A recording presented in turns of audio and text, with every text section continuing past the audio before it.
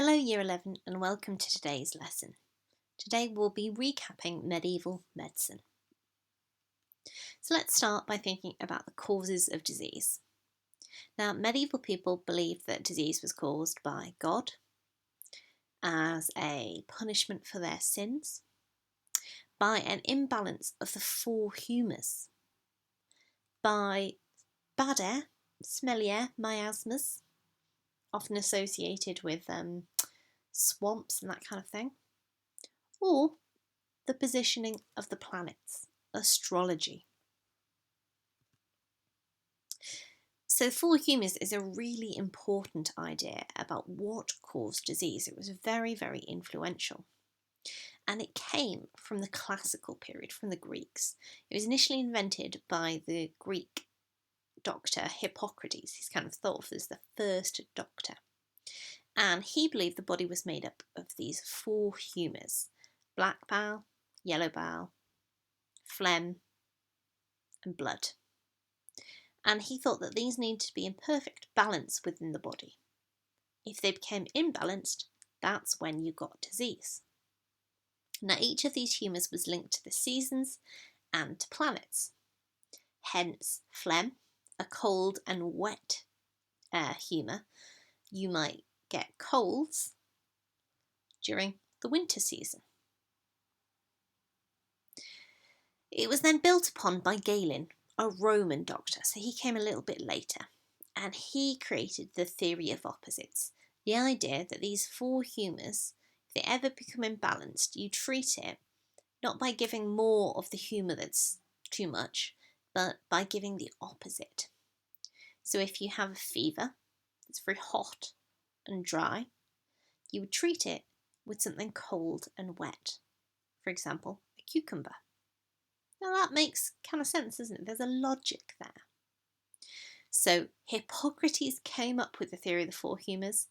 Galen created the treatment associated with it, the theory of opposites. So who was treating disease in the medieval period? Well, firstly, we have physicians. These were educated men of book learning, so the kind of doctors of the period. And they would take a principal role in diagnosis, in working out what was wrong with you. Now, to do this, they would, for example, have a look at your urine, as we can see in the image here, have a taste of it, use urine charts. They would also look at when you were born and when you became ill, and have a look at the alignment of the planets there. They would look at your overall symptoms. Physicians were well educated. They'd been to universities, for example, Oxford or Cambridge or Padua or Paris. And they were professionals, and this means that they cost a lot of money. So actually, it was only the very wealthiest who would be able to consult physicians. Many people instead turned to apothecaries. Now think of the apothecary as a medieval pharmacist. They would make up herbal remedies, and they'd have some learning, but not as much as a physician. Now, if you needed surgery of any kind, for example, the removal of a growth or some teeth out, or even just a haircut, you would turn to the barber's surgeon. As the name suggests, these are men who actually cut hair. So they did surgery because they had the skills and the equipment there. Might have some learning, but certainly not as much as a physician. You might also attend a hospital. Now, hospitals were run by the church. They were part of church's charity. And they were principally places of rest and relaxation rather than places of treatment. Infectious or terminal patients were often rejected from hospitals, as prayer and penance could do nothing for these people. So it wasn't seen to be the place for them. But those who had a chance of recovery were welcome to stay. The vast majority of people, however, would have been treated at home. by wise women. Mothers, sisters, aunts, women within the local community who had a reputation for knowledge. This is because the vast majority of people couldn't afford any kind of professional help. And these women would use herbal remedies passed down through the generations, and they would ensure their patients were rested and relaxed and comfortable.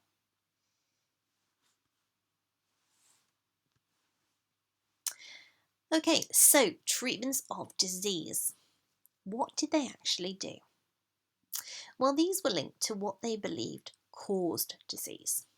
So if they believed the disease had a religious cause, they used religious treatments.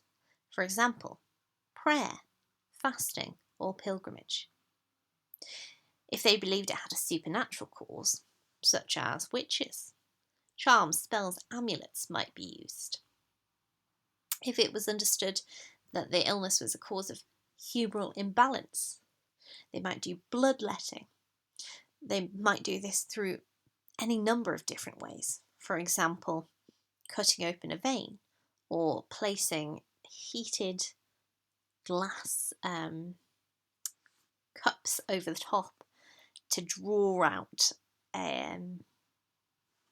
the bad blood.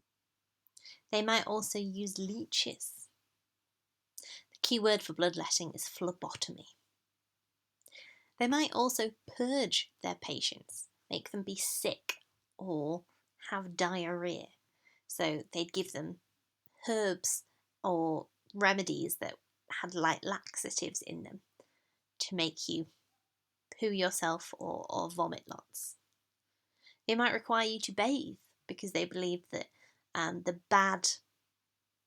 bad humours might come out through your pores in bathing. They might also check the alignment of the planets to tell them when to do these different treatments, because they believe that the planets had an influence over your humours, and so they wanted to use this to the best effect.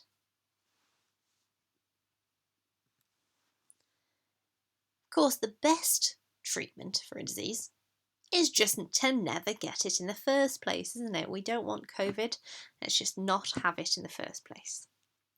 So, again, the preventions they used were linked to what they thought caused a disease.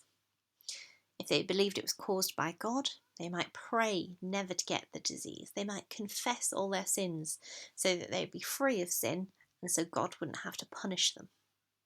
They might give lots of money to the church through things like tithes, or they might just try and lead a really good life, a Christian life. Physicians also gave their patients a regimen sanitatis. Now, the regimen sanitatis was designed to basically provide a little set of instructions about how to maintain good health, and it would give you advice based upon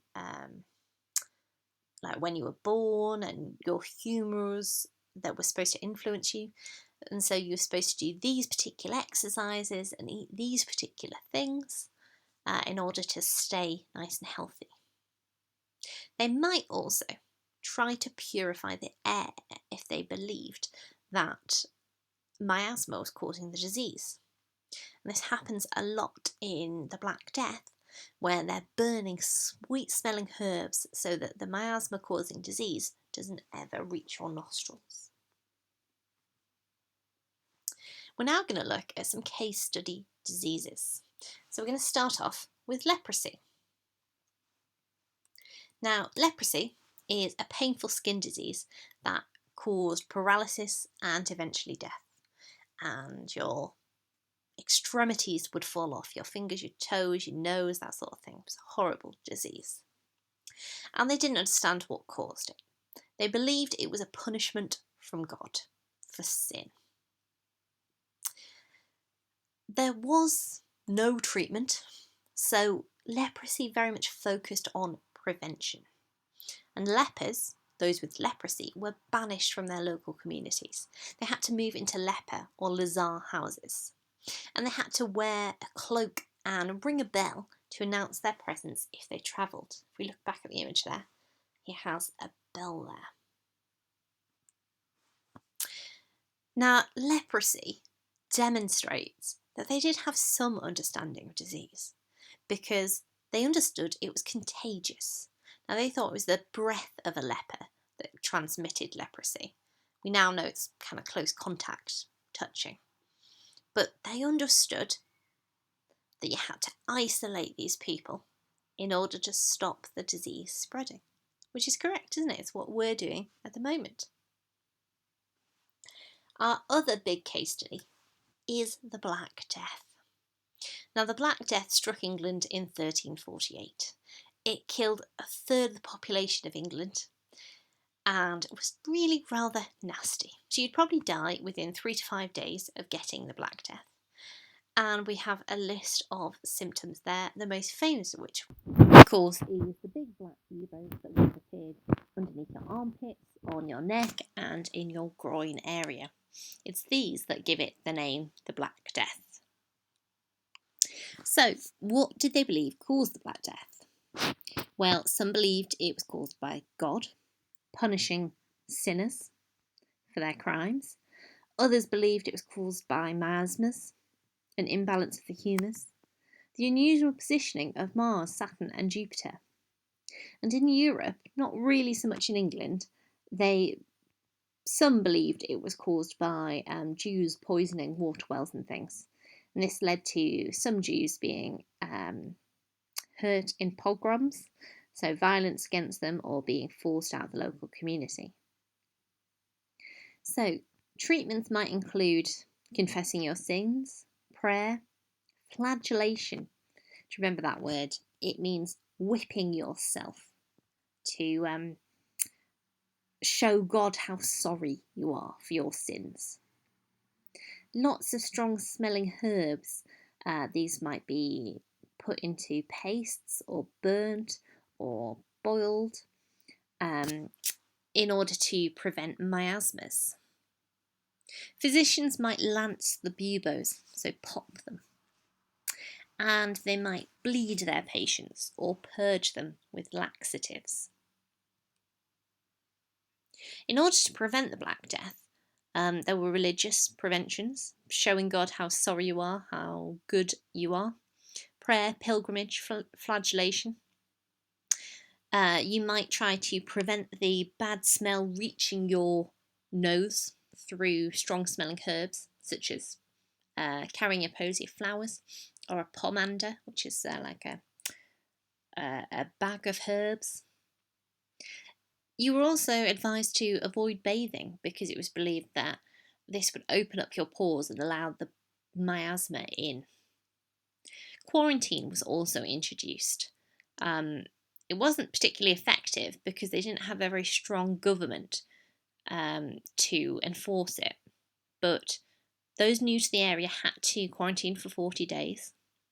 Any houses that had plague victims in them had to quarantine, and there were bans on preaching and religious processions. The richest in society as well might just flee to try and get away from the Black Death. So lastly, we're going to think about the influences on medieval thinking. What was shaping their approach to medieval medicine? Well, firstly, we've got the influence of classical thinking, Galen and Hippocrates. Now, the theory of the Four Humours was incredibly popular because it made sense, really, and you could apply it to lots of different diseases, and it gave you an actual treatment, the theory of opposites.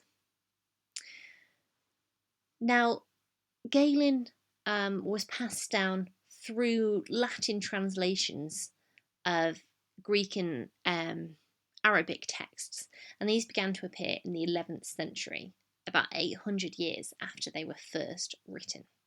And then these classical works were being copied and recopied by monks and then they went into new medical universities, and they formed the basis of all medical knowledge.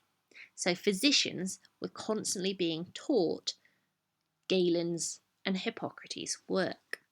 Now, you proved you were a good physician by reading lots of books and being extremely familiar with Galen and Hippocrates.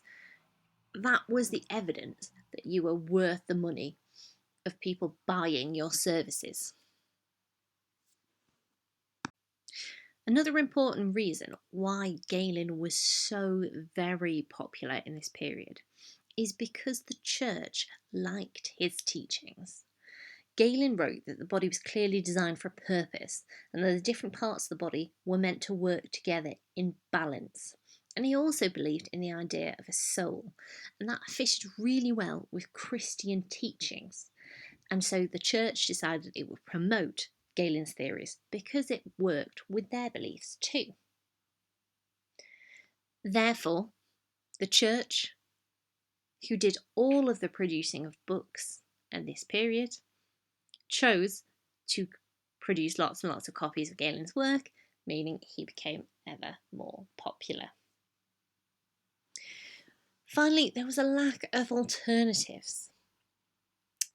You only really had these books to work from because you weren't able to dissect a body. The only form of dissection that was available was vivisection, which is when criminals who were sentenced to death had their bodies cut open and examined by physicians and medical students. But even this, actually, the physicians themselves wouldn't be the ones putting their hands in the body and actually looking. They would be reading from Galen with a surgeon doing the actual dissection in front of them. Now, anything that disagreed with what Galen said, they took to be evidence of the impurity of the criminal. So it was the body that was wrong rather than the text. This meant that even though they found things that were wrong in Galen's work, they just ignored it, ignored the mistake.